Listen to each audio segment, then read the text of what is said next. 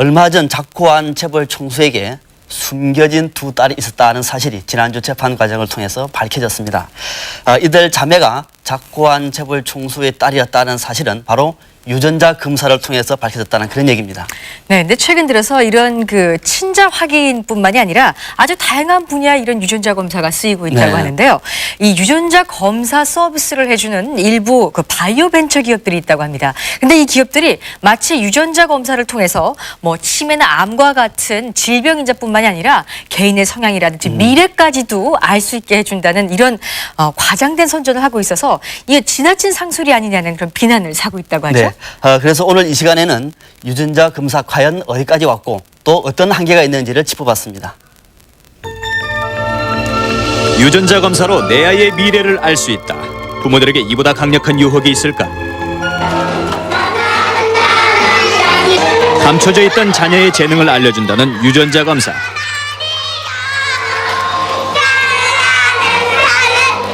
실제로 검사가 어떻게 이루어지고 있는지 한 어린이집 아이들을 통해서 그 과정을 들여다봤다. 대석이는 나중에 커서 뭐 되고 싶어? 응? 야구 선수? 네. 수연이는 나중에 커서 뭐 되고 싶어? 간호사. 여기 유치원 생활에서 어떤가요? 거의 뭐 성격 같은 것도 활발하고요. 한글수니까 지식 면에서도 굉장히 다른 애들 비슷 탁월하고요. 사교성 같은 것도 좋고. 유전자 검사를 위한 첫 번째 단계는 바로 머리카락 뽑기. 아이들에게서 뽑은 머리카락을 모근 부분만 떼어낸다. 떼어낸 모근을 액체에 녹인 다음 DNA를 증폭시킨다. 증폭된 DNA에 전기 처리를 하면 뚜렷한 띠가 나오는데 이 띠가 바로 각 개인이 가지고 있는 유전자의 유형을 나타내는 것이다. 저마다 다른 띠를 가진 중독 유전자. 모든 사람들은 이 세 가지 유형에 속한다. 이 중 A형은 알코올 중독과 깊은 관련이 있다고 알려진 유전자다. 저번에 선생님하고 검사했었죠? 머리카락 뽑아가지고. 네. 이거 결과가 나왔거든요. 자, 이거 머리카락 한 올로 실시된 유전자 검사. 그 결과는 3일 만에 나왔다. 수연이 거.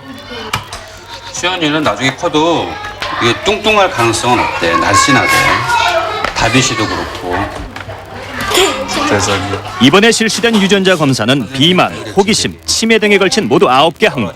그렇다면 7살 다비 씨의 결과는 어떻게 나왔을까? 그 다음에 호기심 유전자는 어떤 그 충동성 부분 알아보는 거거든요. 뭐 백화점 가서 갑자기 카드로 막 물건을 산다 이런 부분인데 그러한 가능성도 없고요. 한 가지 문제가 되는 건 이제 그 우울 폭력 성향에 관련된 유전자예요. 근데 다비 씨가 지금 그게 상당히 좀 강하거든요. 근데 여자이기 때문에 어떤 폭력 성향 이런 쪽보다는 약간 좀 우울증이나 이런 거에 관련이 있을 수 있어요. 그러니까 이런 타입일 경우에는 부모님이 평상시에 이렇게 대화를 하는 습관을 잘 들이시고 어떠세요? 실제로 뭐 좀 그런 경향이 있나요? 어떠세요?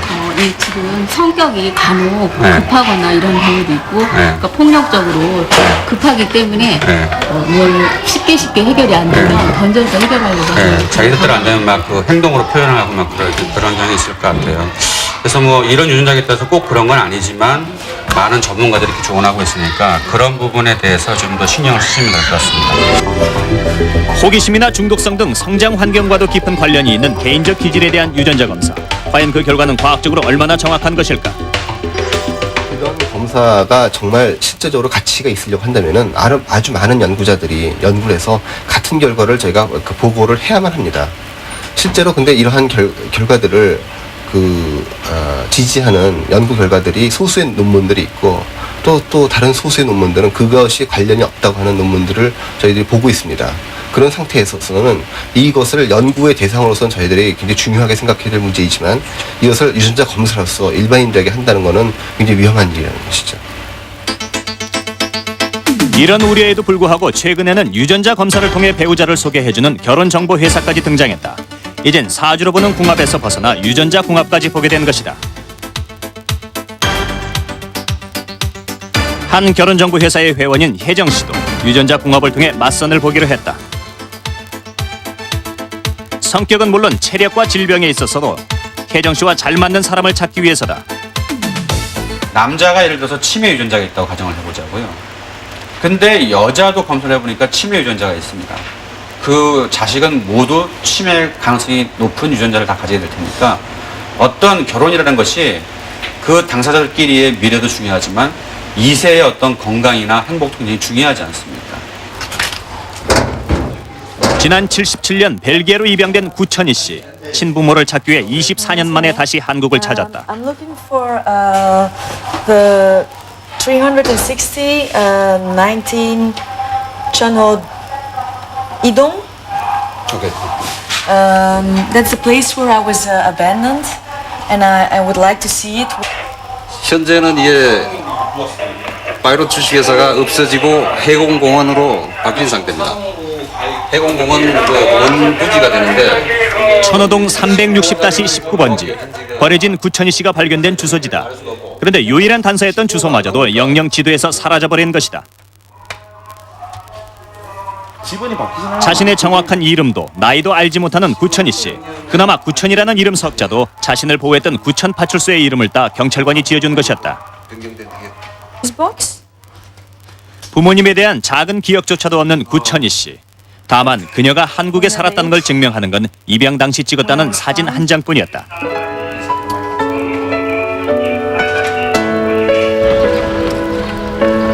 파출소를 나온 구천희 씨가 향한 곳은 해공공원이었다. 지금은 평화로운 공원으로 변해버린 이곳이 24년 전 구천희 씨가 버려졌던 장소.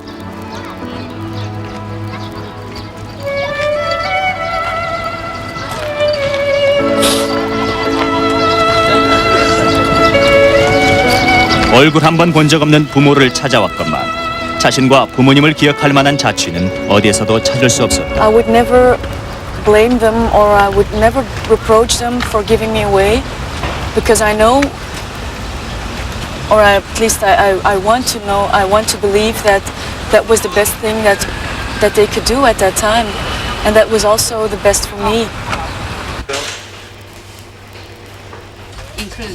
벨기에로 떠나기 하루 전 구천희 씨는 한국사회복지재단을 찾았다. 그녀가 떠난 뒤 혹시라도 달려올지 모를 부모님을 위해 자신의 유전자를 남겨놓기 위해서였다. 유전자 검사는 그녀에게 마지막 희망인 셈인 것이다. 대부분 그 어떤 단서가 있는 사람들 이미 찾을 사람 다 찾았어요. 근데 대부분 사람들이 찾는 사람들 단서가 없는 사람들이 상당히 많기 때문에 그분들은 뭐 이 DNA 정보 아니고서는 가족을 찾는다는 건 거의 불가능한 일이죠. 아무런 기억도 단서도 없는 이들에겐 유전자 검사야말로 혈육을 찾을 수 있는 유일한 방법인 것이다. 태어나면서부터 각 개인의 고유한 특성을 나타내는 유전자. 하지만 최근엔 태어나기도 전인 수정란 상태에서도 유전자 검사가 실시되고 있다.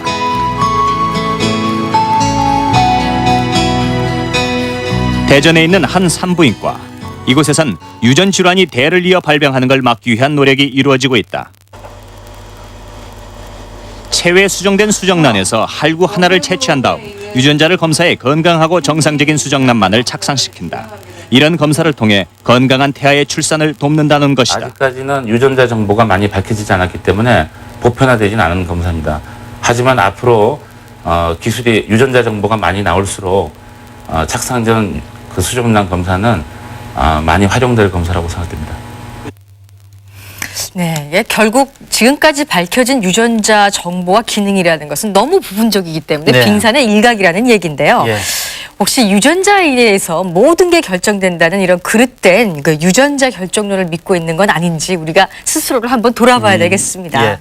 또 하나 문제가 되는 것이 이 유전자 정보의 유출 아니겠습니까? 네. 검사를 하고 난 다음에 냉동 보관되는 이 유전자 샘플이 제공자의 아무런 동의도 없이 사용되고 있기 때문에 자칫 유전자 프라이버시가 침해되는 것이 아니냐 이런 비판의 목소리도 있습니다. 실제 그런 경우가 있었다고 하네요. 그래요? 네. 예, 미국의 어떤 한 기업에서는 직원들의 유전자 정보를 가지고요.